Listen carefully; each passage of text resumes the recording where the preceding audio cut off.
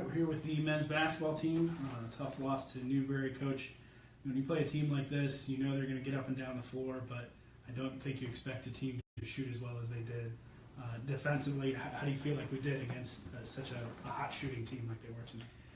Well, we just, in the past 24 hours, we put in a quick 2-1 press that we hadn't done all year. And we really saw some good results for that. Believe it or not, the score would have been a lot worse had we not been able to do that. They like to shoot within the first 5 seconds, right after we score, right after they get possession. They like to shoot threes within the first 5 seconds.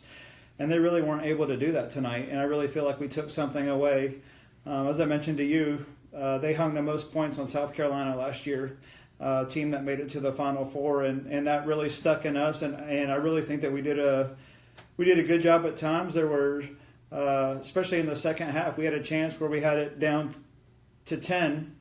We gave up 3 rebounds in a row. And if at any of those points we had gotten the rebound, we had been where we had been scoring, I think 3 or 4 possessions in a row. And if at any point we had stopped them, gone down and scored, we could have had it down to 6 easily.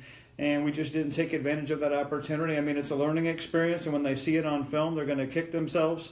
But we gave up 22 threes, and when people score 60 is not a good thing. And we just really had trouble. No matter what defense we played, we've really had trouble locating the other team's best shooters. And that's something that happens with communication, that those things can't go on and us have any success this year. Offensively, we seem to kind of go in spurts. You know, we do some things really well and turnover, and then another stretch we'd go, 2 or 3 possessions turning the ball over. So how do we get that consistency offensively? Again, with a team that you're playing against Newberry, they're gonna make you pay if you take breaks, particularly offensively.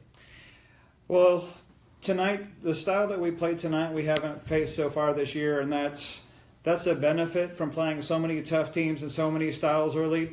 There is no more styles that we can face this year. For the rest of the year, it's going to be a repeat of something that we've already faced. And they really overplay, and we haven't had to really go against that. But I thought we did really well. What has really hurt us, and the reason why you see some of that is, like last game, unfortunately, Dustin got in foul trouble, and then Justin, and then Nate, and some of the people who we rely on for scoring, they're not actually out there to score. So Jason missed most of the first half, and Jason had 11 tonight, and Jason has been around 20 points a game.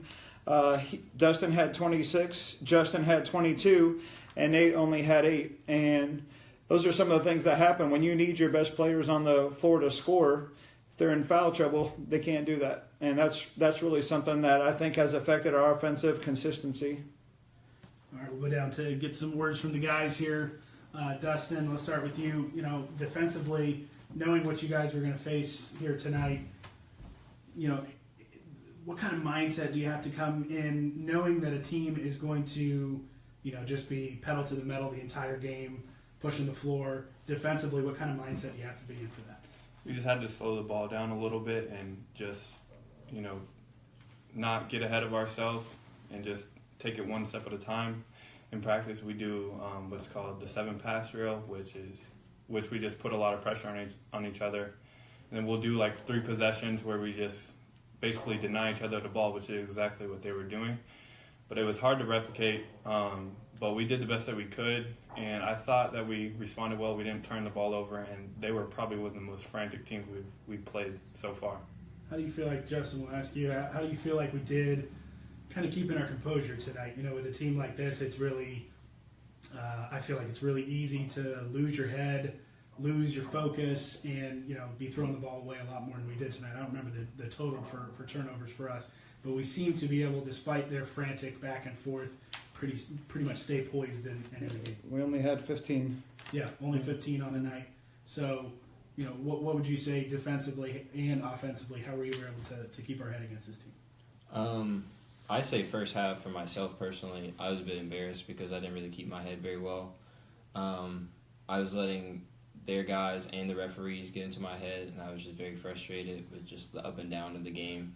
And it was hard for me to adjust, but I came out at halftime. I tried to keep a better attitude, and it was still hard. Just that competitiveness is hard to keep a level head. But just trying to bring energy to my team and not focus so much on the refs and the other players. So if something makes me upset or frustrated, I'll yell at like my guys to like, let's pick it up or let's go or something, and just kind of draw my focus from what's negative and try to pick my teammates up.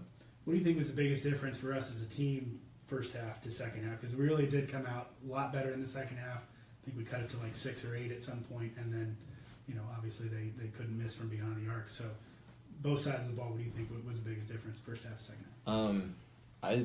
I wouldn't really say it was anything basketball related. It was one of our teammates, Robert Horn, last game really challenged us that this year we haven't really had any like fight back, and like we would get down and then we'll just kind of get in a slump, and then we won't like the other team would just continue to just draw the lead out. So this game he really challenged us to push back and fight back, and in halftime he reminded us of that, and I felt like we responded well.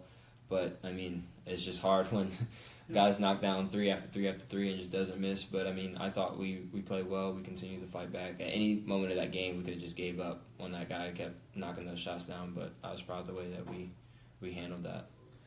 Going from this one, Coach, obviously the road doesn't get any easier for us. We've got more games even coming up this week.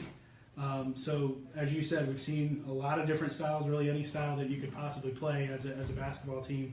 What do you take from tonight against Newberry and the lessons that we learned into future games?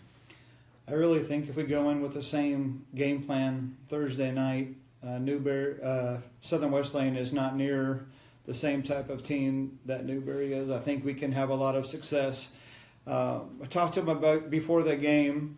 There's a book that I've read a lot. It's called The Obstacle is the Way, and each obstacle that's put on our path basically teaches us how to remove that obstacle. And we've started to remove a lot of those obstacles, and we're learning the things that we need to do to have a clear path.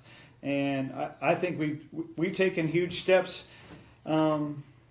Just remember that Bob Jones had one of their best scoring teams last year, one of their most all-around best scoring teams that they've had, a lot of weapons, and they still only had 2 wins going into the break. So and they ended up winning the region championship and really having a chance to win the national championship. And I think it's important to constantly keep that focus as we go, that all of this prepares us for what we're going to face. And just going through it doesn't prepare us. Learning lessons when we go through it are what we need to do. And I really think that we're doing that. And I think these 2 guys have taken huge steps in their personal life and as leaders, and both of them have been much more vocal maybe than they've been able to be in the past. And they're doing really good things with leading the team.